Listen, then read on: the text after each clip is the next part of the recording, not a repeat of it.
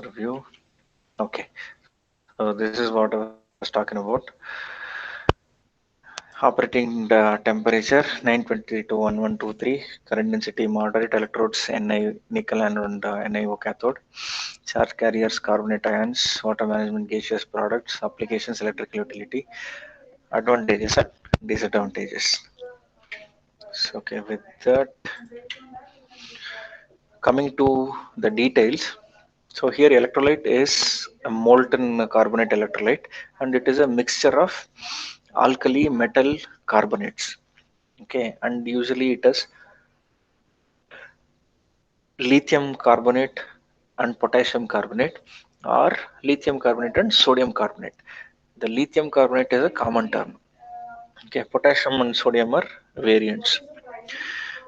Then, as usual, whenever there is a liquid electrolyte, the electrolyte will be retained in a ceramic matrix. So here the matrix is made up of LiAlO2. Okay, so lithium aluminum oxide is the ceramic material that is used to make the matrix. So highly porous material. Inside the pores, the flow of this electrolyte takes place, and the flow is because of capillary movement. Then alkali carbonates form highly conductive molten salts with carbonate ions providing ionic conduction. So these molten salts high temperature show very high conductivity, and as indicated, charge carriers are carbonate ions. And as a surprise, in this fuel cell, carbon dioxide should be supplied to cathode along with oxygen for carbonate ion formation. So far, the other two fuel cells which we studied, the alkaline fuel cell and phosphoric acid fuel cell. In alkaline fuel cell, carbon dioxide should not be present. In phosphoric acid fuel cell, carbon monoxide should not be present. However, in molten carbonate fuel cell, carbon dioxide should be present. That is the source of carbonate ions. Okay, and net net transfer of CO2 from anode to cathode is considered. So that we will realize when we look at the reactions. Okay, coming to the schematic representation of the fuel cell and the reactions taking place at the electrodes. So when hydrogen is used as fuel, the reaction that takes place at anode is the hydrogen reacts with the carbonate ions. So the hydrogen fuel reacts with the carbonate ions, forming water, carbon dioxide, and electrons. So the electrons, as usual, move through the external circuit, reach the cathode. It reacts with oxygen and carbon dioxide, regenerating the carbonate ions. So now the carbon dioxide that is required at cathode either can be supplied from outside, or whatever carbon dioxide is synthesized due to reaction at anode can be taken out and recirculated back to cathode.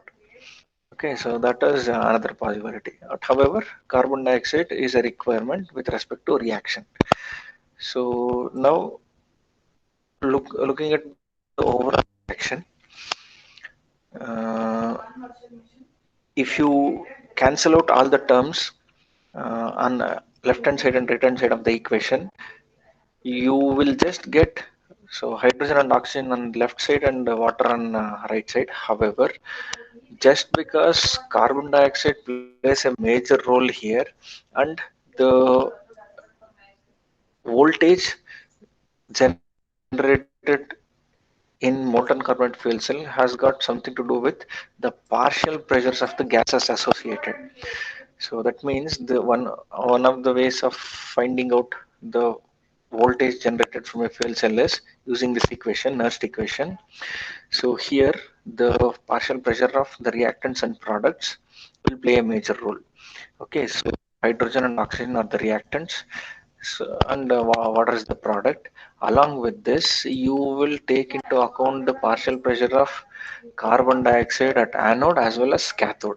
Because of this reason, so the overall reaction consists of carbon dioxide, or the carbon dioxide is accounted in the overall reaction of this fuel cell, so which is not the case in any other fuel cells. So the overall reaction usually is just hydrogen reacting with oxygen, generating water and electricity. But in this particular, because of the way the potential voltage of the fuel cell is calculated, includes partial pressures, so you will account for carbon dioxide on both the sides, mentioning as cathode and anode in the reaction. To proceed further, so CO2 produced at anode is recycled externally to the cathode where it is consumed. That is because at one place carbon dioxide is utilized required, but another place the carbon dioxide is generated. So why not make use of the CO2 that is generated in the fuel cell itself instead of purchasing it externally? Okay. Next is anode. So how is this done? The anode exhaust gas is fed to a combustor where unburned hydrogen or fuel gas is converted into CO2 and water. So exhaust gas of combustor is mixed with air and fed to cathode. That is because, see, along with this carbon dioxide, the oxygen is required for the reaction at cathode. So what they do is air is used as the oxidant. Okay, so mixed with air and fed to cathode. For this purpose, they usually make use of membrane separators. Okay, uh, and unburned fuel can be recycled. Um, that See, if you go back to this process, anode exhaust gas is fed to combustor where unburnt hydrogen is used. So instead, if you can use a membrane separator, you can instead of burning the unburnt hydrogen, you can recycle that back. Okay, so that is another benefit of using membrane separator. So this is about how CO2 is handled. Okay, so the same thing is represented here in the form of uh, a schematic representation. So whatever fuel, so here they have taken methane as an example. So fuel enters the fuel cell at anode. Then while coming out, you have unreacted methane, carbon dioxide, and steam. So this stream passes through a combustor or a membrane separator. Then for additional combustion, so you use air. So ultimately the unburnt fuel is burnt and comes out carbon dioxide. So this is redirected to cathode. At the same time, so additional air that is required at cathode enters through the combustor or burner. So ultimately, it is consumed in the reaction. Finally, whatever is remaining that comes out of the cathode. This is about handling of CO2. So next is about electrodes. So nickel at anode and nickel oxide at cathode are used, and these are good enough to promote the reactions because of the high temperature operation. So you guys are there, right? Yes, sir. Yes, sir. Okay. Any questions so far? No, sir. Okay. So to continue,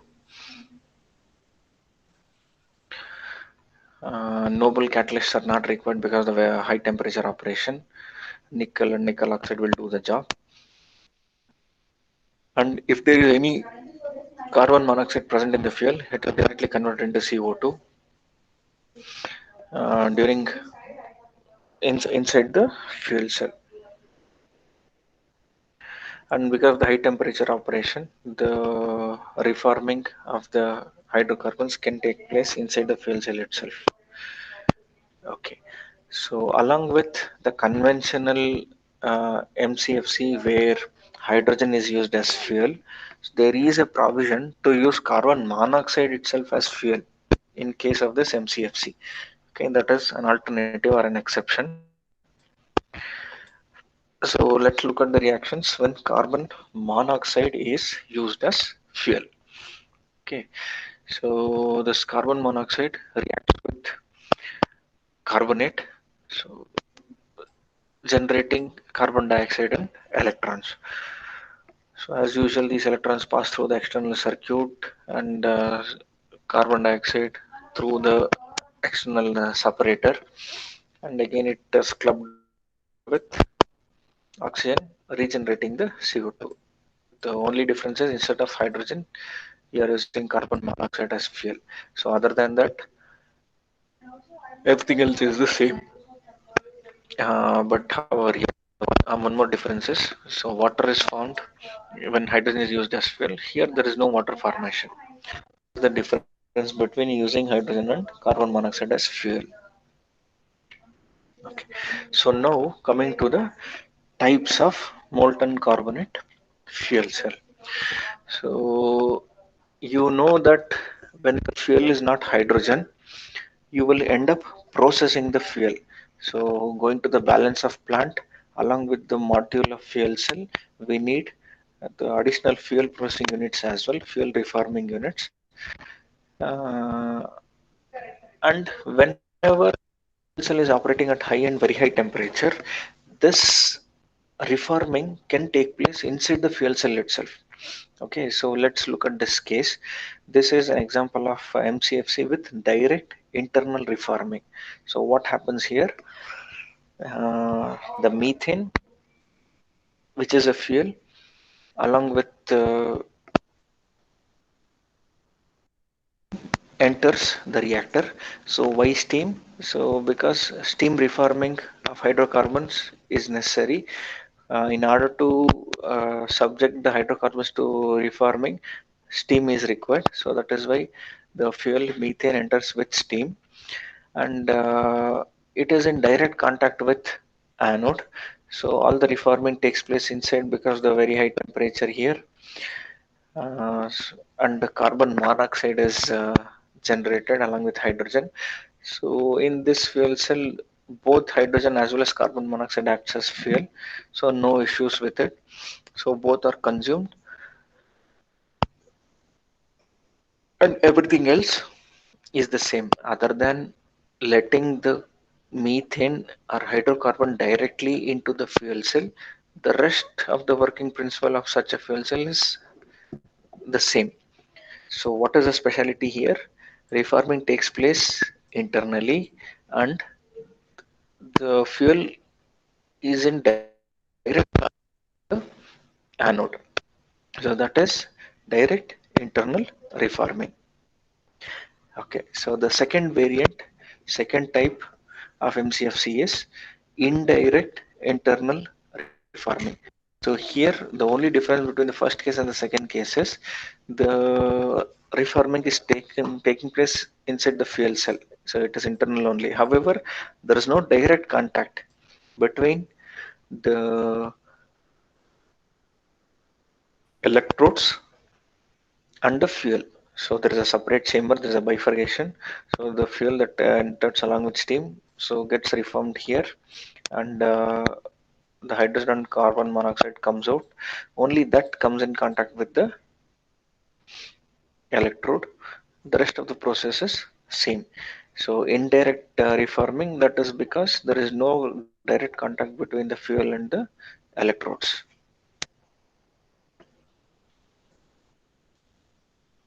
This is third case. Okay, so molten carbonate fuel cell case 3, type 3, where the reforming is completely external. So what happens is you will have an external reforming unit. So like this. So whatever fuel we are talking about, the hydrocarbons along with steam enters this reforming reactor. It will consist of a reforming catalyst as well. The operating temperature is 1023, higher than the operating temperature of the fuel cell. And fuel that comes out of the reformer unit enters the fuel cell. The rest remains the same. This is the third case of MCFC. So, what did we learn about MCFC? So, it is categorized as high temperature fuel cell because the high temperature operation, the losses associated are slightly less and efficiency is high. And because of the same operating high operating temperature, noble metals are not required. So the electrodes used are nickel and nickel oxide electrodes. So nickel for anode and nickel oxide at cathode. Other than that, carbon monoxide as well as carbon dioxide can be used as fuel, and it is mandatory for the CO2 to be present. So it is involved in reactions at both the electrodes, anode and cathode. And there are three different types based on how the fuel is reformed. So direct internal, indirect internal, and external reforming.